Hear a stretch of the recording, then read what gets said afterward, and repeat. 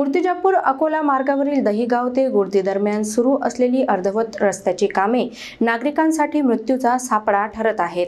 वाढत्या अपघातांमुळे संतप्त नागरिकांनी वंचित बहुजन युवा आघाडीच्या नेतृत्वात सांगळूत येथे रस्ता रोको आंदोलन छेडले।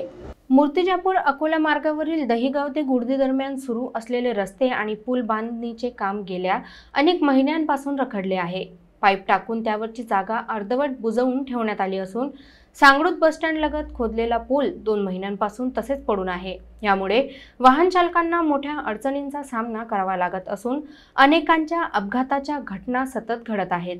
या निष्काळजीपणाविरोधात वंचित बहुजन युवा आघाडीच्या वतीने सांगळूत येथे रस्ता रोको आंदोलन करण्यात आले। तालुका अध्यक्ष मिलिंद दामोदर यांच्या नेतृत्वाखाली झालेल्या या आंदोलनामुळे 1 तास वाहतूक ठप्प झाली। नागरिकांनी रस्ता प्राधिकरणाच्या अधिकाऱ्यांकडून उत्तरदायित्वाची मागणी करत निष्काळजी कर्मचाऱ्यांवर कारवाईची मागणी केली। आंदोलनाचा परिणाम तातडीने दिसून आला असून प्राधिकरणाने कामाला सुरुवात केली आहे। मात्र जर 4 दिवसात अपघात प्रवण स्थळांची दुरुस्ती करण्यात आली नाही तर तीव्र आंदोलन करण्यात येईल असा इशारा मिलिंद दामोदर यांनी दिला आहे।